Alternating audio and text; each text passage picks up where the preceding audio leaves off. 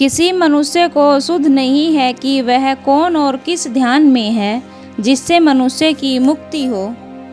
कर्म कांड, उपासना कांड, ज्ञान कांड, विज्ञान कांड तक की सबको सुध है। आगे कोई क्या जाने कि किस विद्या से मनुष्य की मुक्ति होती है। सो ये चारों विश्वास बंधन ही है। इन चारों श्रेणियों के जीव काल पुरुष के बंधन में पड़े हैं। कबीर साहिब ने 10 श्रेणियां बताई हैं, जिसकी 10वीं तथा अंतिम की श्रेणी में सार शब्द है। जब जिस किसी को इस सार शब्द का ज्ञान प्राप्त हो तो उसकी मुक्ति की आशा हो सकती है। जब तक वह सार शब्द प्राप्त न हो तब तक लोक वेद तथा काल पुरुष के बंधन में ही पड़ा रहेगा। ऐसा कौन सा सिद्ध साधु पीर पैगंबर इस पृथ्वी पर है जो बिना कबीर साहिब के सार शब्द का समाचार कह सके। वह सार शब्द तो केवल उसी के अधीन है, दूसरा कोई नहीं जानता। जिस किसी ने पाया उसी से पाया, और दूसरा कोई गुरु इस पृथ्वी पर नहीं कि उस सार शब्द का पता दे सके। संसारी मनुष्य तो जानते ही नहीं है कि सार शब्द क्या पदार्थ है, कहाँ है, किस प्रकार किस गुरु के द्वारा प्राप्त हो सकता है। शब्द को तो सब मानते हैं, परंतु सार शब्द को कोई नहीं जानता। शब्द तथा वाक्य आदि तो मन इंद्री की पकड़ में आता है, परंतु सार शब्द तो मन इंद्री की पकड़ के नितांत बाहर की बात है। मनुष्य बेचारा क्या करे, मन इंद्री आदि तो सब मिथ्या हैं, उनके साथ यह भी बिल्कुल मिथ्या का रूप बना हुआ है। सत्यता को कैसे स्वीकार कर सकेगा, क्योंकि जब यह सत्य की ओर झुकता है तो देह और जगत सब छोड़ना पड़ता है। मिथ्या की ओर मन को फेरता है तो सच्चाई की सूरत भी दिखाई नहीं देती, आखेट उसके हाथ नहीं आती। यह अपने शरीर के भय से गहरे जल में गोता नहीं मारता। जब तक गहरे जल में गोता न मारे तब तक वह सफल मनोरथ न होगा। देखो कैसे कैसे बादशाह लोग और सिद्ध साधुगण कबीर साहिब के शिष्य हुए। उन सबों ने सांसारिक धन, देह और संसार की सर्व सामग्रियों को तृण के समान तथा घृणित वस्तु समझकर त्याग दिया। जिन लोगों ने संसार से प्रेम किया वे फंसे रहे। यह संसार झूठा है, उसके बनाने वाले की जादूगरी का खेल है। जो कोई इस खेल में फंसा हुआ है उसको कदापि सत्यता दिखाई न देगी।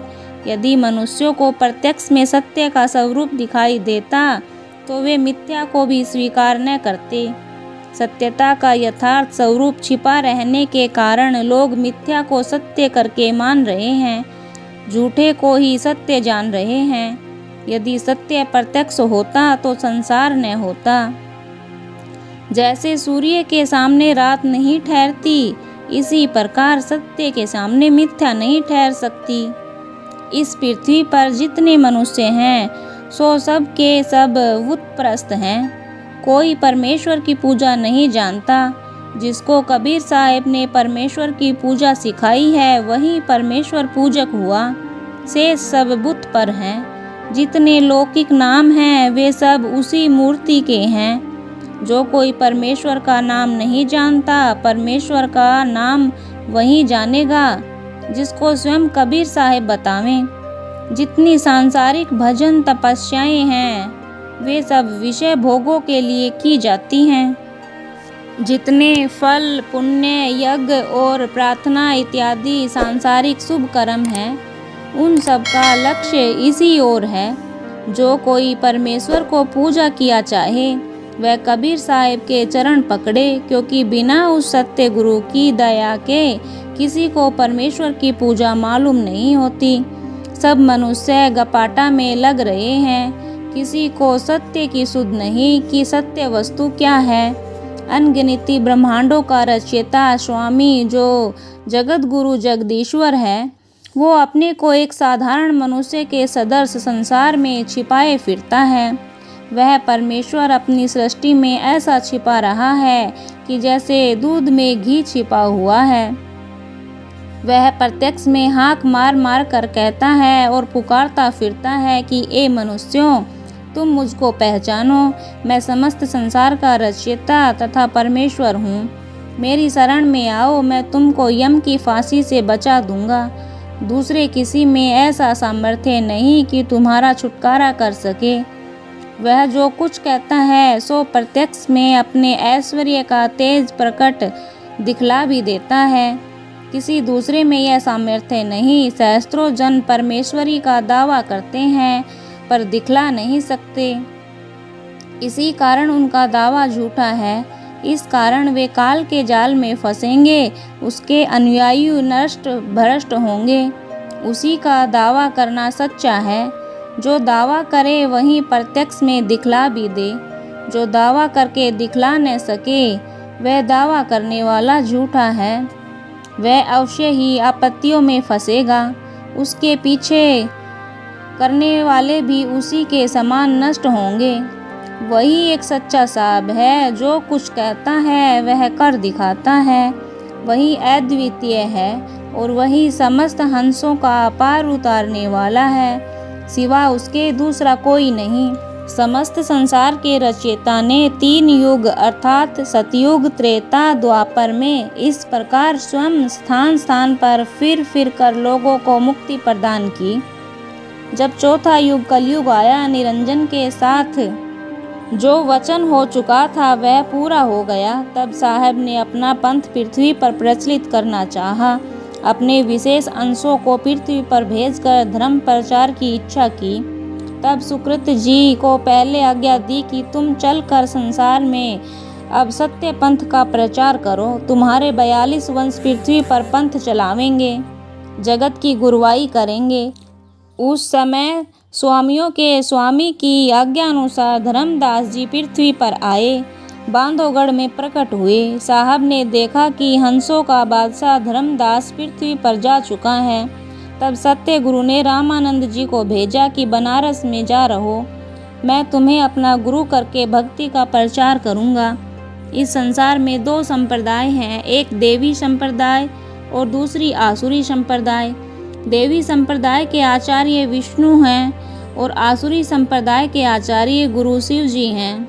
विष्णु संप्रदाय में समस्त देवते और साधु इत्यादि संयुक्त हैं। शिव संप्रदाय में भूत, प्रेत, राक्षस और दैत्य इत्यादि हैं। देवी संप्रदाय द्वारा भक्ति और मुक्ति की राह मिलती है। आसुरी संप्रदाय आवागमन के बंधन में फंसाती है। यही कारण है कि आसुरी संप्रदाय को छोड़कर सद्गुरु ने देवी संप्रदाय का महत्व दिखाने के लिए इसी संप्रदाय की दीक्षा ली। जम्बू द्वीप में अपना पंथ स्थिर किया। धर्मदास जी के वंश को समस्त संसार की गुरुवाई प्रदान की। समस्त पृथ्वी में भारतवर्ष देश धर्म, कर्म और ज्ञान ध्यान का स्थान है। उसके समान कोई देश ही नहीं है, न कहीं ऐसा धर्म स्थान ही है।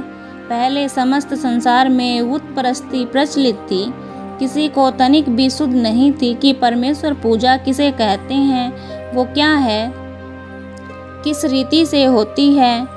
सब मनुष्य उत्परस्त हो गए थे। परमेश्वरी पूजा संसार से उठ गई थी। परंतु भारतवर्ष में उस समय भी कहीं कहीं देवी संप्रदाय के लोग विष्णु तथा रामकृष्ण की भक्ति करते थे। शेष में हनुमान, भैरव, चंडी, भूत, प्रेत, देवी देवता और अनगिनत प्रकार के भ्रमभूत पूजे जाते थे। इसी प्रकार मिथ्या पूजकर भी मनुष्य काल के ग्रास बनते जाते थे।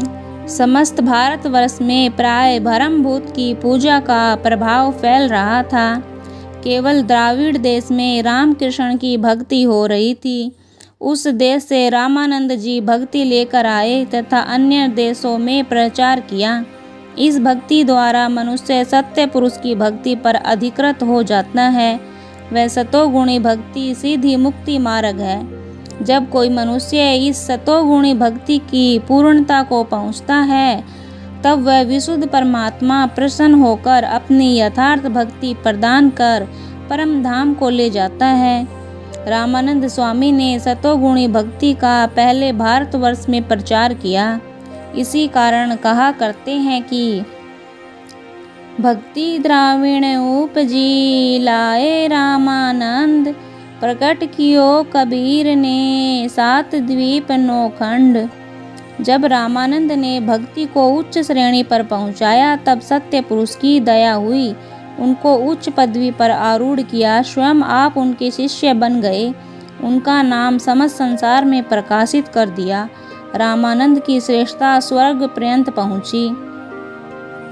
धर्मदास के 42 वंश को यह श्रेष्ठता प्रदान की कि जो कि सब हंसों का सरदार बनाया, जिससे वे समस्त भ्रम और बुत परस्ती का बीज पृथ्वी से मिटा दें, जिससे कि कोई भी मनुष्य ब्रह्मभूत की पूजा करके काल पुरुष के बंधन में न पड़ने पावे। इस संसार में 2 संप्रदाय ठहराए हैं। प्रत्यक्ष में भी दोनों प्रकार के मनुष्य दिखाई देते हैं।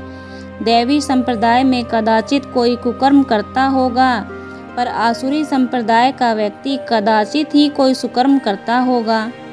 इसी प्रकार कितने योगी तथा सन्यासी अच्छा करते हैं, परंतु उनके भीतरी रीति व्यवहार पर जब दृष्टि जाएगी, तब चित्त को अत्यंत घृणा होगी। सन्यासियों में दंडी तथा दिगंबर ये अच्छे सन्यासी हैं, परंतु उनका अहम ब्रह्म मान लेना बंधन का कारण है।